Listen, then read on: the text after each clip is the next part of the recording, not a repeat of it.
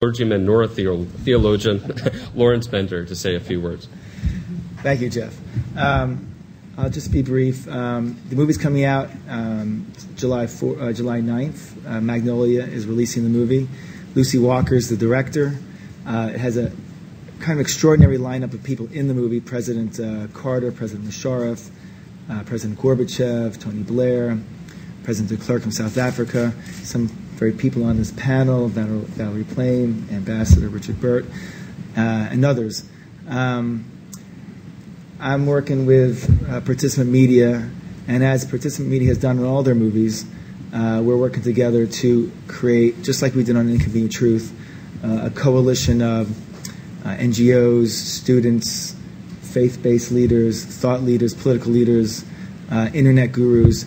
And just like on An Inconvenient Truth, there were literally billions of eyeballs on that subject before the movie came out, and that's what we're hoping to do with this movie, to create an awareness, to create the motivation for political will for the public to engage and to create change.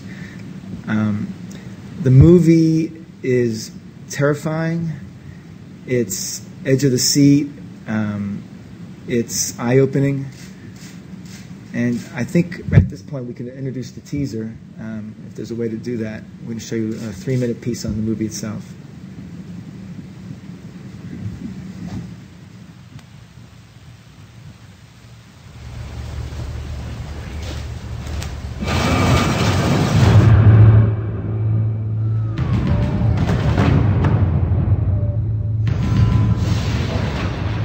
We estimate that there are about 25,000 nuclear weapons in the world.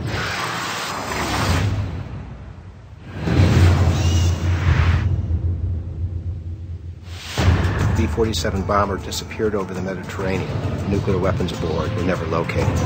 6 nuclear warheads hanging from the wing of a B-52 bomber, and the crew didn't know they were there. Skyhawk strike aircraft carrying a nuclear weapon rolled off an aircraft carrier in the Sea of Japan. The weapon was never recovered. These weapons could fall into other people's hands. All the black market seizures that I'm aware of were caught by luck. At a Russian naval base in the early 1990s, potatoes were guarded better. We do know various groups have been focused on acquiring weapons of mass destruction, in particular, nuclear weapons. The risk that you have today with a regime like Iran or North Korea is they are prepared to start trading that nuclear weapons technology. The objective of Al-Qaeda is to, quote, kill 4 million Americans. You're not going to get to kill 4 million people by hijacking airplanes and crashing them into buildings. Detectors would have no chance of detecting highly enriched uranium in a cargo container. The size of a grapefruit Could level a city. Even the well-disciplined, very professional United States military made very serious mistakes with nuclear weapons. A training tape was slipped into a computer at NORAD. A single switch prevented a nuclear explosion. They kill in numbers that the human imagination simply cannot comprehend. The highly enriched uranium is now within the grasp of any country. It doesn't take a Manhattan Project to make a bomb. All of the forces on launch ready alert could kill over 100 million Russians and Americans within 30 minutes. I state with conviction America's commitment to seek a world without nuclear weapons. Would it not be better to do away with them entirely? The optimum number is none. None. I think we'd be better off without them. I say zero. No nuclear weapons. Zero. Zero nuclear weapons. None.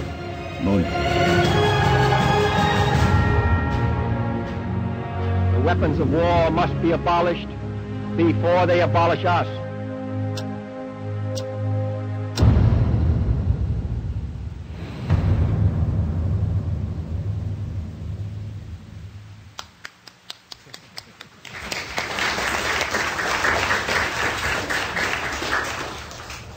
All right, let's open it up. Any questions? To any members of our panel? Yeah. Jill? Why could we just stand up? Okay. Jill Doherty with CNN. Mike's coming. We got a mic person here. He was asleep. CNN. The question I have is a really, really simple one, and it's, I guess, maybe in a sense a more technical one. But right now we're talking about Iran. And one of the rationales that people who oppose what you're talking about is Iran, people believe, is trying to develop a nuclear weapon. Why should the United States get rid of its nuclear weapons if Iran is trying to get them? Doesn't it make us extremely vulnerable? Well, I think the simple answer to that is I don't think any responsible person would say that the United States should unilaterally disarm, go to zero, if a country like Iran possesses nuclear weapons. That's why in a very carefully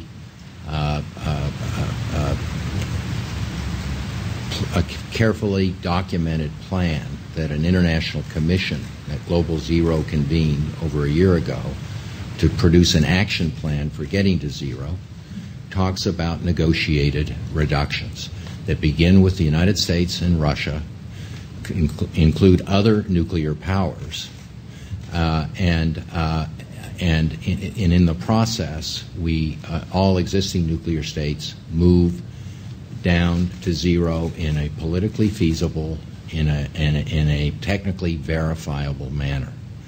If Iran decides to acquire and deploy a nuclear weapon, then you are likely to see a cascade effect where other countries will think they might have to exercise a nuclear option, including perhaps Saudi Arabia, Egypt, Turkey, and others in the region.